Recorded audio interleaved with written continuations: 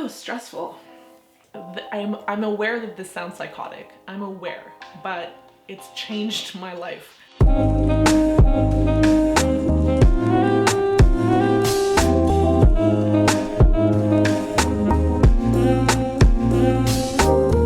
Should we crack open this Danish vodka to celebrate? How gorgeous is this bottle? It's beautiful. Yeah, that's vodka. Oh, I'm so nervous. Oh my god. I'm really excited to make this video. I'm also really nervous because this is some real money talk that's about to happen. I'm going to be making this video on how I got out of debt and tips on saving money. I feel like this video does need a disclaimer. I think it needs a few. First of all, I'm not a money expert. I am speaking only from my personal experience of getting out of debt and turning my money situation around.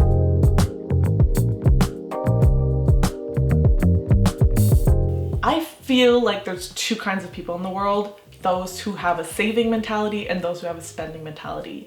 I definitely have always had more of a spending mentality. 3 years ago, where my credit score was at 450, I was $10,000 in debt from credit card debt and a few student debts, and I didn't have a single penny to my name. I didn't have any savings. I was making money, I was bartending, I was making money every single week, and I was spending it and not making good decisions in terms of anything.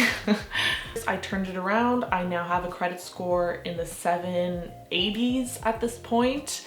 I have a good emergency fund built up, so I have a cushion of money to fall back on, and I'm now able to invest into the stock market. So I am at a place right now where I feel financially comfortable. Obviously, I'm still working hard to keep building.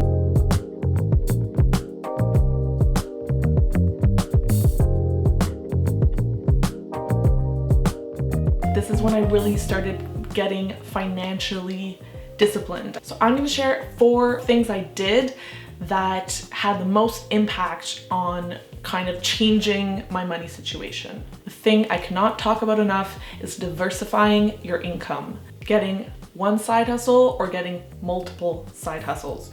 Diversifying my income was the thing that gave me momentum, that gave me rhythm, and that made me feel like I was taking back control of my financial life. You can only cut your budget so much. You can only cut your spending so much. There's only so much you can do when you have one source of income. I still work at that bar to this day. I met some great people working there. The owners are friends.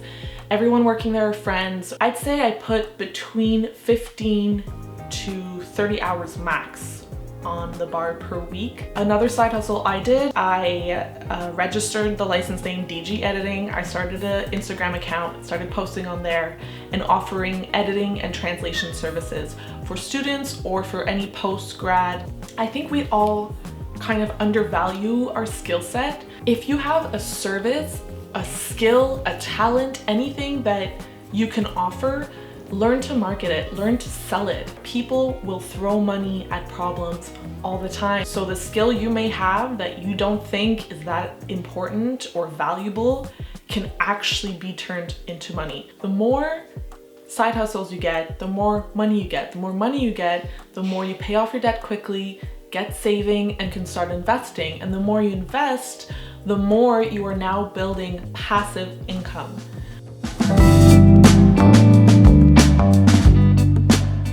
Active income is a direct transfer of your time for money. So that's your day job, that's any kind of traditional job.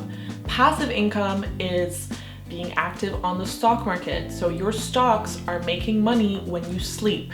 You can think of passive income as money you're making while you're sleeping. Maybe you've saved enough money from active income to finally invest in property, and you now own property which you may use as a rental property. That money, that rent money you get from your tenants every month is passive income. You're getting money for no time or no specific amount of time. You're getting money for doing nothing. You're getting money for sleeping, which is the goal.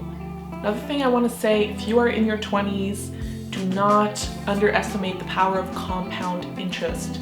The quicker you can pay off your debts, get a good amount of emergency savings put aside, and the quicker you can start investing, compound interest is really on our side when we start investing in our 20s.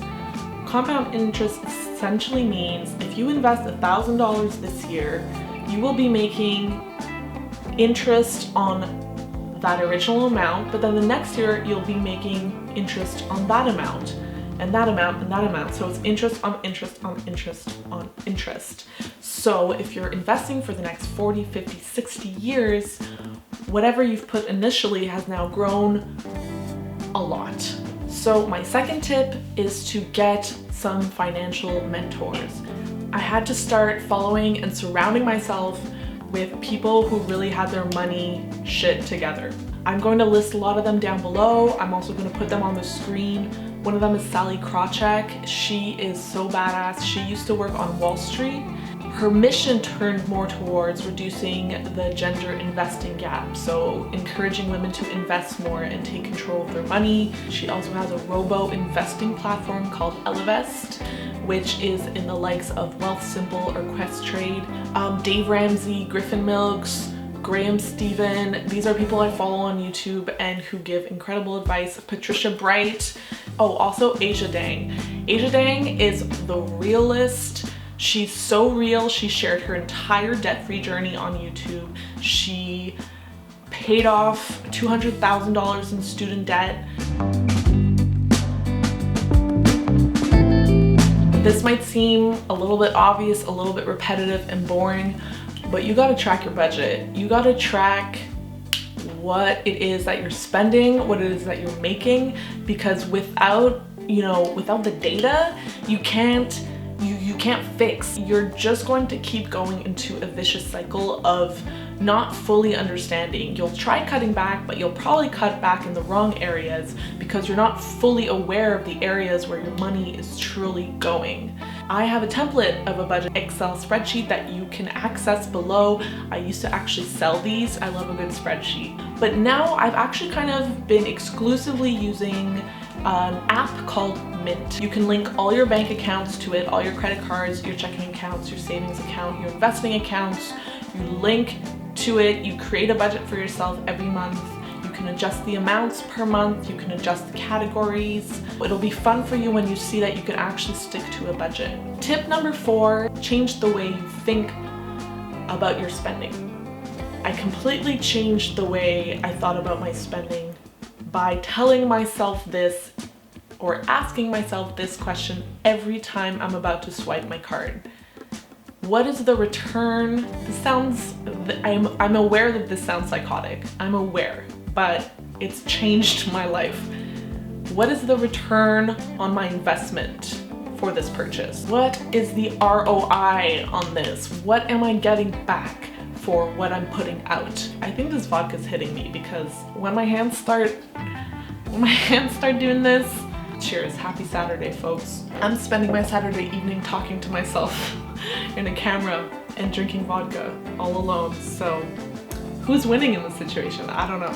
When you start realizing that everything you put your money towards, that's like putting your time towards, because it took you time to make that money. And time is money. It's the only currency that is equal for everyone. When you really start being a little bit more mindful of where your money's going, it kind of has a ripple effect and you start thinking about it more, and it starts kind of transforming your spending habits and ultimately your lifestyle and ultimately your saving and spending habits, your budget, being a millionaire. Start taking your transactions seriously. I think I'll make more of these money talk videos and go a little bit more in depth on different aspects of it. If you're still watching this and you were able to stand my voice for 12, 15 minutes, I really hope it's not longer than that. Thank you for watching.